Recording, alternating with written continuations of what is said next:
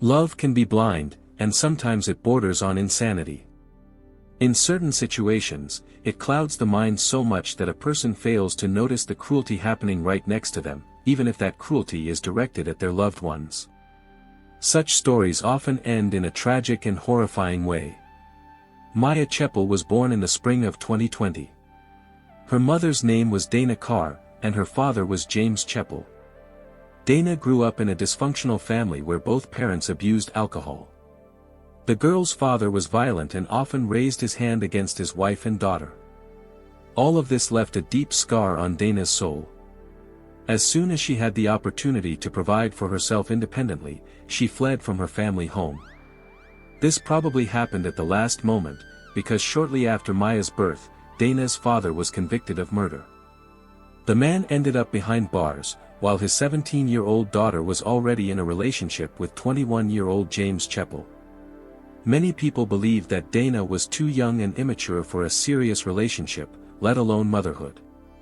But the girl craved love and attention, and the relationship with James gave her a chance to escape the toxic atmosphere in her family. The young couple got married and began preparing for the birth of their child.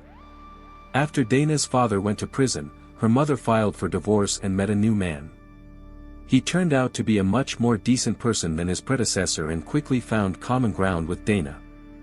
He was also very warm and attentive to little Maya. Unfortunately, Dana's relationship with James didn't work out. The marriage was falling apart before their eyes, and the young mother didn't get what she had hoped for. In the summer of 2022, shortly after Maya's birth, Dana and James divorced. Dana had no intention of returning to her parents' home, but there was no need for that. Almost immediately, the girl started dating Michael Diamond. Their relationship developed rapidly, and by the end of August 2022, the couple decided to live together. Despite James' insistence, Maya stayed with her mother. Michael was unemployed, so Dana had to work almost every day to provide for the family. There was a constant lack of money, and they had to save on everything, even on food and kindergarten for Maya. When Dana went to work, she left her daughter with her boyfriend, while James rarely saw the girl due to his ex-wife's restrictions. All of this took place in the small town of Sutton Coldfield in the United Kingdom. Life seemed to be going on as usual, but then something unusual happened. On September 28, 2022, around 10 in the morning, Michael's stepfather, Carl Gallagher, visited the couple's house. At that time, the pair had been living together for a month. Dana claimed that everything was wonderful. However, Carl noticed that Maya was acting very restless in Michael's presence, as if she was wary of him.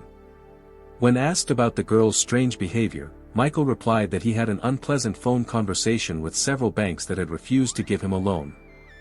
He was trying to solve his financial problems.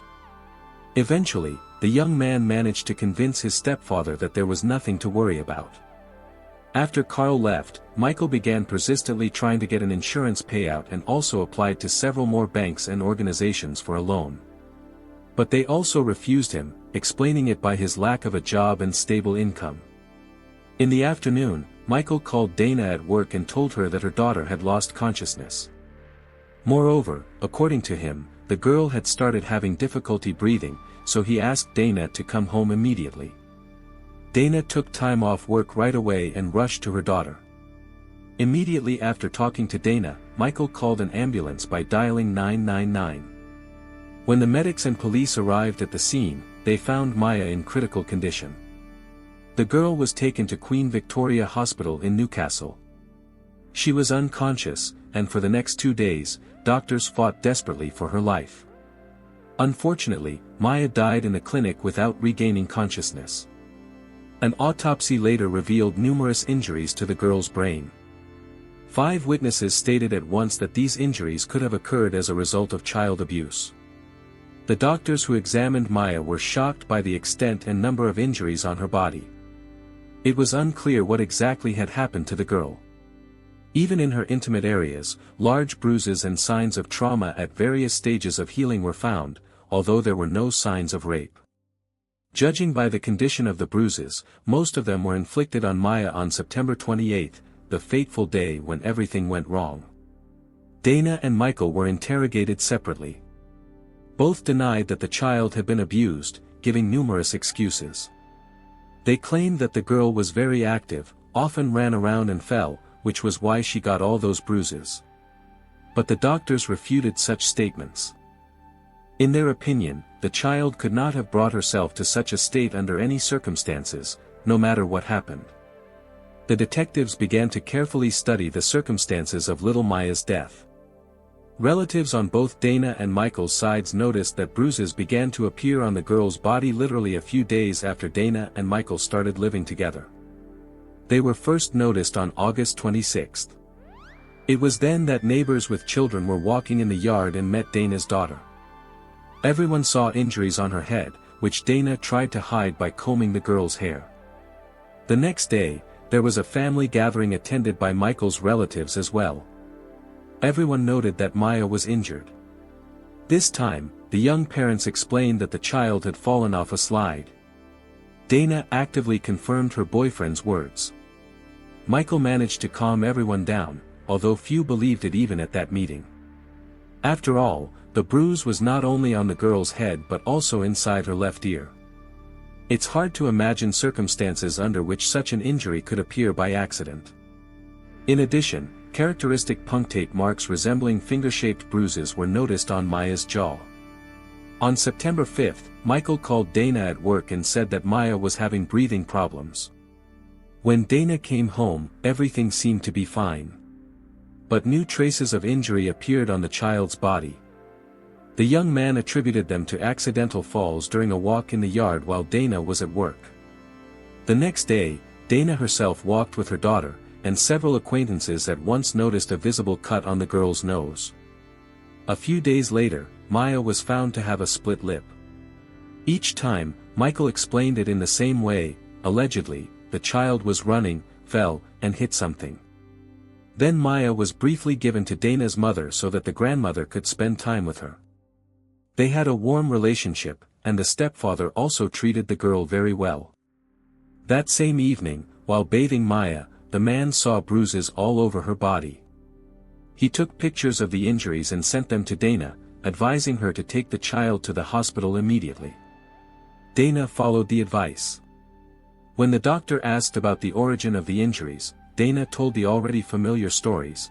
They say the girl is very clumsy and active, constantly bumping into things in the room and on the street. The doctor believed these explanations, and no one contacted the police. On September 14, little Maya visited the kindergarten located very close to the house where her family lived for the first time. The purpose of these visits was the gradual adaptation of the girl to the preschool institution. Maya really liked it there, but it was the only time she was there. The educators immediately noticed signs of injury on the child's body and began asking questions to her mother, Dana. The young woman decided not to take her daughter to the kindergarten anymore.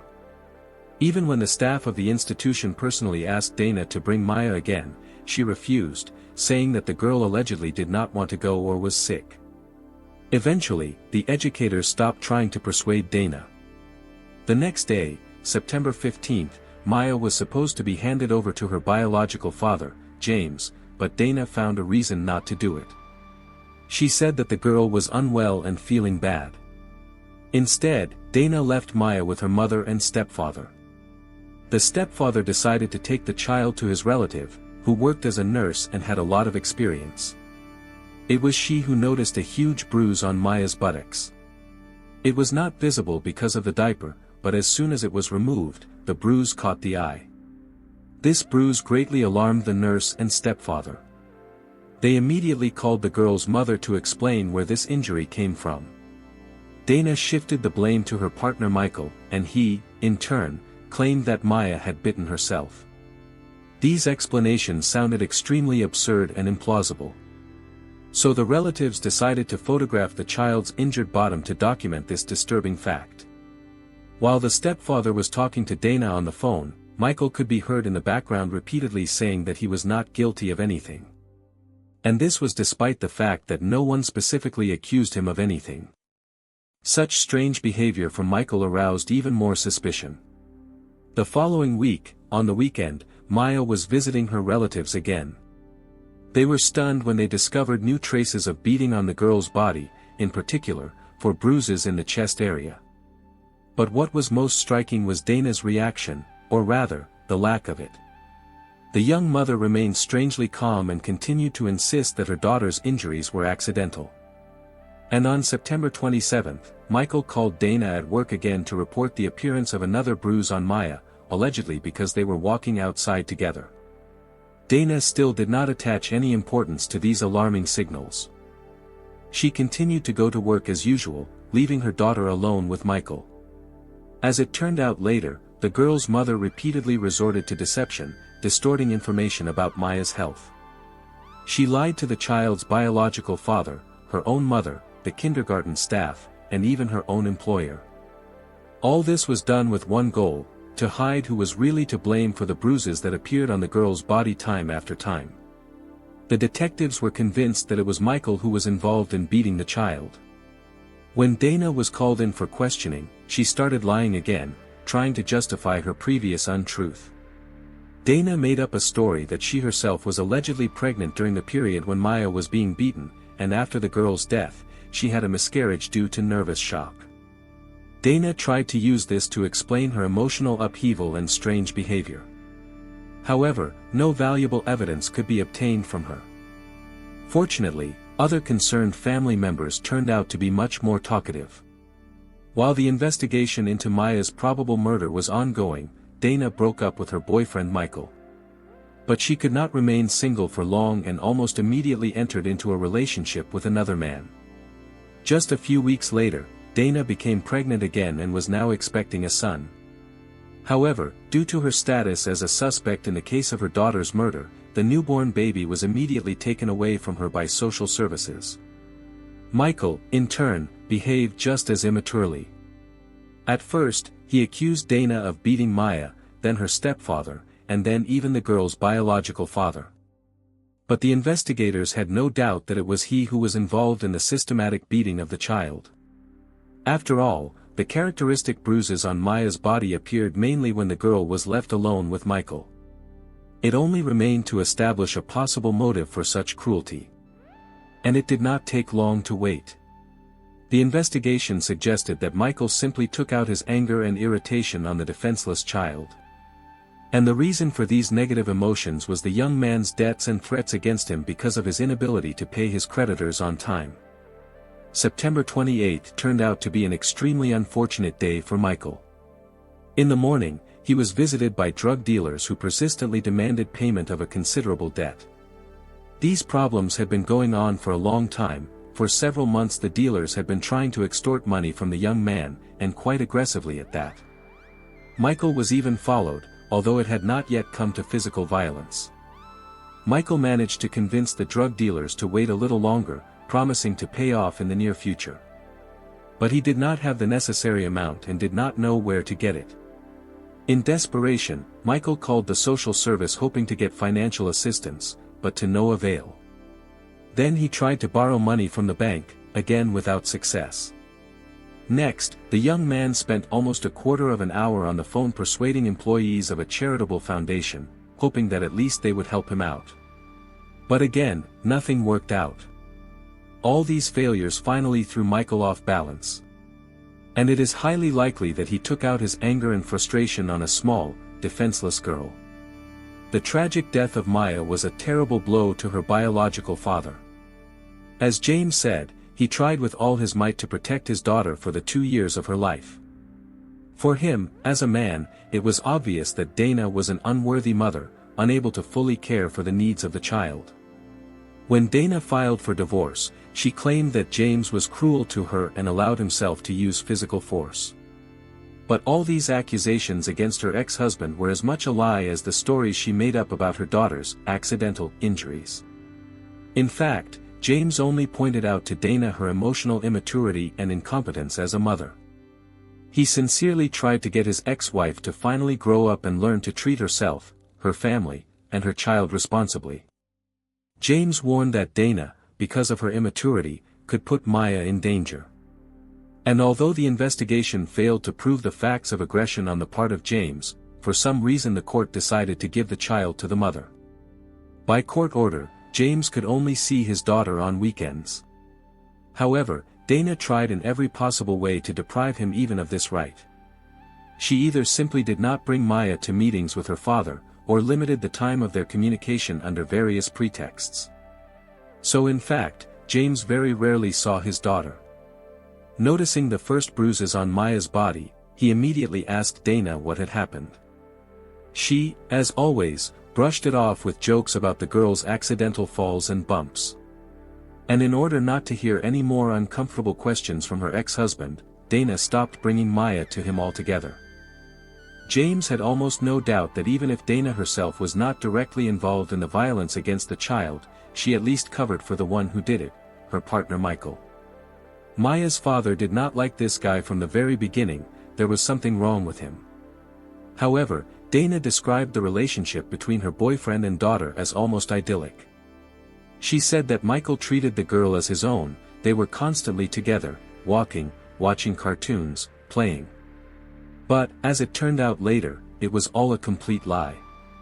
It seems that Dana deliberately deceived James in order to annoy him and hurt him as a former spouse and father of her child. When James noticed the first signs of beating on Maya's body, he first checked Michael through the police database. The father assumed that the young man must have had some problems with the law and had been held accountable before. Imagine his surprise when it turned out that Michael's criminal history was completely clean. But despite all of Dana's assurances, James saw how rapidly his daughter's behavior deteriorated during the short visits she spent with her father. James could not help but notice how much Maya's emotional state had worsened. The girl became capricious, nervous, often cried and slept poorly. The father was convinced that the reason for these changes was the detrimental influence of Michael and the connivance of the mother, but it was extremely difficult to prove. In fact, during that period, Michael was constantly under pressure from creditors and cowards who demanded immediate payment of debts. And obviously, this affected his attitude towards Maya. Michael had accumulated considerable debts for drugs. The drug dealers from whom he bought the goods were losing patience and becoming increasingly aggressive. Demanding the return of the money, they even resorted to intimidation and threats. Once, when James came to pick up his daughter from the house where she lived with her mother and Michael, he saw broken windows. Dana and her boyfriend again blamed it on some unknown hooligans.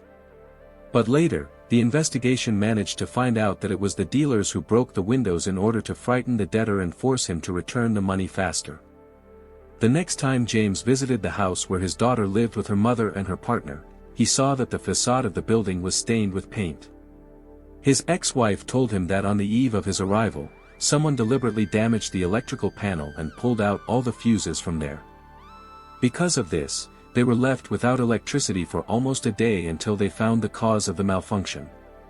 Dana tried to convince James that these were allegedly the antics of some hooligans or stalkers.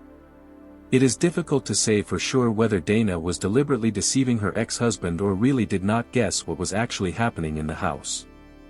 Suspecting that his daughter was being subjected to cruel treatment, James wanted to gather as much evidence as possible in order to file an official statement.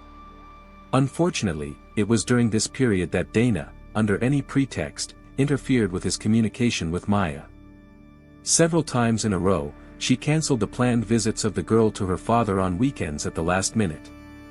She referred either to the child's sudden illness or claimed that Maya did not want to go to her dad. Because of this, James was actually deprived of the opportunity to protect his daughter in any way. Now it became clear that Dana was doing this on purpose. She was deliberately stalling for time so that the bruises on Maya's body would have time to heal and not cause unnecessary questions. When the girl finally got to visit her father, her mother immediately began to invent new excuses for fresh injuries. She said that for the last few days Maya had been staying with her grandmother and grandfather, and it was they who were to blame for not looking after the child properly. To James' great disappointment, Maya herself, due to her young age, could not clearly tell what had happened to her. The father repeatedly tried to ask his daughter about the origin of her bruises, but in response, the girl only showed gestures as if something was beating her, and repeated the mysterious D. Only later did it dawn on James that with this word Maya called Michael, that was how she pronounced his last name, Diamond. Of course, this baby talk was not guy of beating. And while James was looking for more solid evidence, it became too late.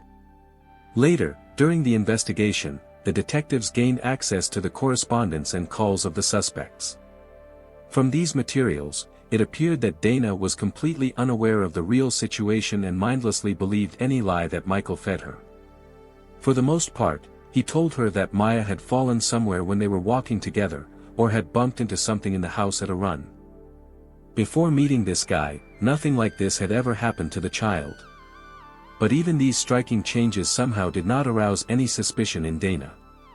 She continued to blindly believe her boyfriend, and he, feeling complete impunity, behaved more and more boldly. Only when James began to torment Dana with questions almost every day about what was happening to the child, she finally became alarmed. Especially after suspicious bruises resembling bite marks appeared on Maya's body. Dana hinted about this to Michael, to which a completely absurd excuse was heard, as if the girl had bitten herself. It is strange that even in the light of these alarming circumstances, the horrific injuries to the child and the frankly abnormal behavior of her boyfriend, Dana never sought help. Neither from doctors, nor from the police, nor from other specialists. The young mother explained her inaction solely by inexperience. Michael himself, when family members bombarded him with awkward questions about Maya's bruises, became enraged in response. He said that if they continued to bother him with questions and poke their noses into other people's business, he would refuse to look after the girl altogether. It would seem that after such an outright threat, Dana should have come to her senses. But her reaction was unexpected and completely illogical. Dana began to assure Michael that she completely trusted and believed him. At the same time, the girl even began to make excuses for herself, talking about the lack of money and the need to save money, which is why she was allegedly forced to leave her daughter under the supervision of her boyfriend. This surreal dialogue ended with Dana confessing her love to Michael and insistently asking him to continue staying with Maya. Instead of at least somehow checking the suspicions that were put forward against her boyfriend, Dana began to defend him with redoubled vigor. Even when she was shown photos of the beaten Maya, she continued to stand her ground. She claimed that if it were not for Michael, who knows what worse could have happened to the girl. The ex-husband was simply shocked by Dana's naivety, but he was powerless to change anything. Time after time, their correspondence with Michael developed according to the same scenario. The guy swore that he had not touched her daughter with a finger, and Dana replied that she would never have suspected him of such a thing. Even on that fateful day, when Michael reported that Maya was suffocating, the naive mother ended the brief correspondence with a declaration of love and an admission that she could not imagine her life without him. The fate of the suffering child, it seems, did not bother her at all. When the medics found Maya at home still alive, they immediately suspected that the girl had been subjected to domestic violence. More than 50 bruises of varying degrees of limitation were counted on her body. Among them were very suspicious traces that resembled bites. The autopsy showed that the child had been beaten for a long time and methodically with fists, and also, probably, with blunt objects. The nature of the injuries unequivocally pointed to an adult offender, most likely Michael. The lion's share of injuries fell on the girl's head and abdomen. The investigation had a version that the child was deliberately thrown to the floor with force. The surgeon who fought for Maya's life compared her injuries to those that can be obtained when falling from a great height or getting into a serious car accident. Upon hearing these horrific details, Dana finally seemed to see the light and, according to her, felt something was wrong. However, the detectives believed that the mother was again pretending to be a naive fool. After all, the terrible condition of Maya was the result not of some spontaneous outburst of rage, but of the systematic beating of the child by her partner. And Dana definitely knew about it. Many people from Dana's immediate circle pointed to Michael's inadequate behavior, advising the young mother to come to her senses and not risk her daughter's health and life. When Maya was taken to the hospital in an extremely serious condition, the police immediately detained her 27-year-old stepfather. Michael was interrogated as a suspect in domestic violence, but he denied everything. The doctors could not save the girl's life, and after her death, Michael was charged with committing murder. During the second interrogation, he again declared his innocence, although he was already being held as the main suspect. On the contrary, Michael told tales that his relationship with Maya was surprisingly warm and full of love. He claimed that he had never even raised his voice to his stepdaughter, let alone his hand. And on the day when the girl suddenly became ill, she allegedly had all the signs of illness. Before 2-year-old Maya lost consciousness, they played together on the Xbox game console, after which the girl went to the bedroom. Michael, according to him, continued to play on the console. But about 10 minutes later, he heard a loud thud coming from his stepdaughter's room. Getting up to go and see what happened, he heard the sound repeat itself. Entering the bedroom, Michael saw Maya lying motionless on the floor. It appeared that the girl had fallen out of bed twice. This version seemed highly doubtful. Michael immediately noticed that the child's breathing had become intermittent and wheezing. He called his girlfriend Dana to come home immediately. And then he dialed the emergency rescue service number. While the team of medics and rescuers were on their way, the dispatcher instructed Michael on the phone on how to properly provide first aid to the victim. According to the suspect, he performed artificial respiration and indirect heart massage on the girl. But all these testimonies later turned out to be a lie. After all, even a few falls from the bed could not lead to the appearance of such a number of bruises and hematomas on the child's body. All signs indicated that Maya had been systematically and cruelly tortured for a long time. However, Michael never confessed to the crime. Later, the detectives talked with the young man's stepfather, who briefly visited the couple that morning. Maya's behavior impressed him so much that the man even wanted to take the girl with him right away. According to him, the child was crying all the time, calling for her mother, and looked frightened. Moreover, as soon as Maya saw Michael, she immediately tried to hide. It was obvious that the presence of this man frightened the girl and made her nervous. When the stepfather told Michael about his observations, he assured that everything was fine and there was nothing to worry about. Despite this assurance, the guest managed to videotape the girl's strange and inadequate behavior. Subsequently, these shots were used in court as strong evidence of Michael's guilt and refutation of his testimony.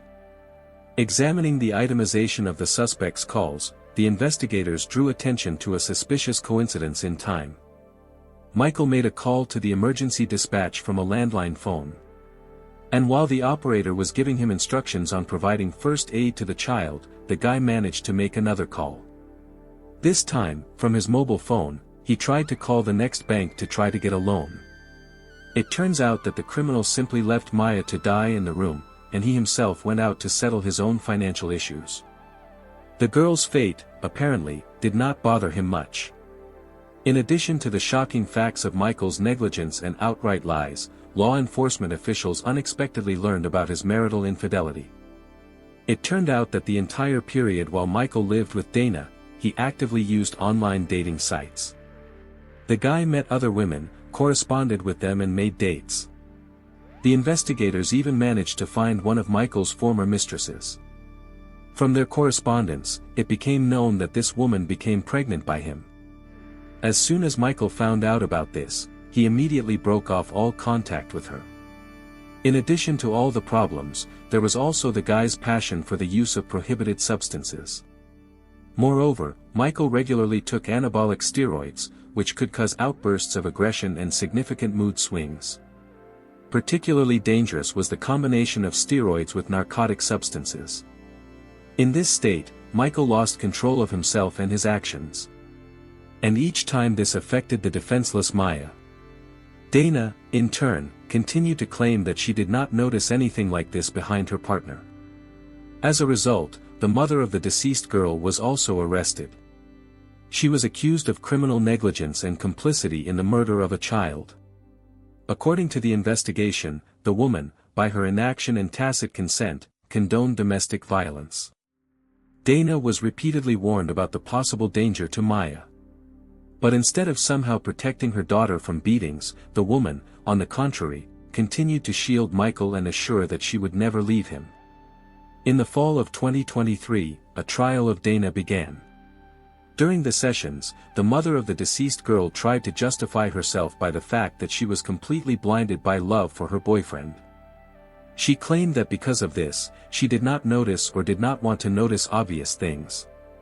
Dana also claimed that she did not believe the warnings of relatives and friends that her partner was abusing the child. The woman assured that she did not realize the consequences of criminal connivance with Michael. Moreover, according to Dana, for some time she did not even understand that the police blamed her in part for the tragic death of Maya. Only later, when the lawyer explained to the defendant the full seriousness of the charges against her, Dana's behavior changed dramatically. She swore that she sincerely repented of what she had done. However, this belated repentance convinced few people. Most were sure that Dana was simply trying to protect herself from imprisonment. During the court sessions, Dana's defenders presented her as a victim of circumstances. They claimed that since childhood, the woman had suffered from cruelty and violence in her own family.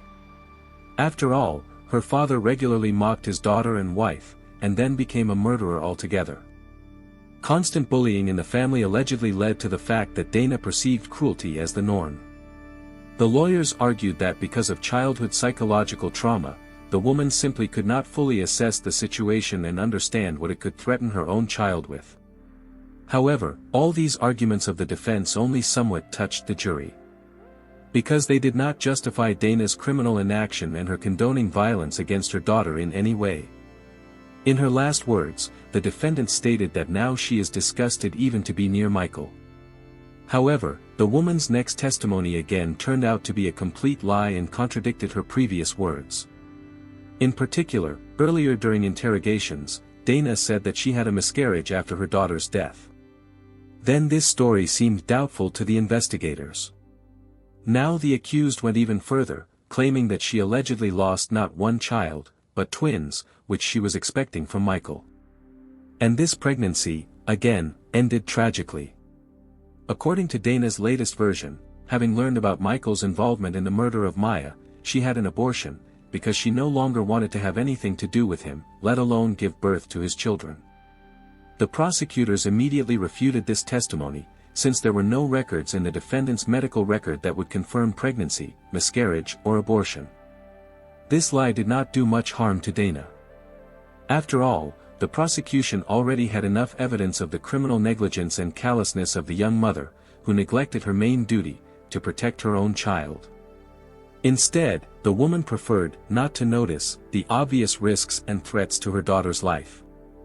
Dana's indifference to the fate of her firstborn was also confirmed by the fact that shortly after Maya's death, the woman broke up with Michael, but almost immediately found herself a new boyfriend. Dana began a relationship with him, became pregnant by him and gave birth to a son. Such behavior was not at all befitting a loving mother who had just lost her little daughter. Having weighed all the circumstances, the court found 24-year-old Dana guilty of criminal negligence that led to the death of a child, and sentenced her to 9 years in prison. A separate trial was held for Michael Diamond. Unlike his former passion, the young man refused to testify in his own defense or comment on this high-profile case in any way. Instead, Michael's lawyer insisted that his client had not planned to kill his stepdaughter and had no sadistic motives to mock her. According to this logic, the cruel treatment of the child and her death were just a fatal coincidence. Despite these pitiful attempts to justify the defendant, the court found Michael Diamond guilty of first-degree premeditated murder and sentenced him to life imprisonment. However, the judge made a small concession, allowing the convict to file a petition for early release no earlier than 21 years after the start of the sentence. Little Maya was buried on November 4, 2022. And after the funeral, her father James wrote a farewell letter to his daughter on his page on the social network. The man said goodbye to the little one, apologized for not being able to protect her from violence, and promised that someday they would definitely meet again. Please write your thoughts and reactions in the comments below. For those who are new here, subscribing is the best way to stay updated on future content. Also give a like please. Take care of yourself and your loved ones. Thank you for your support during this difficult time. Until next time, friends.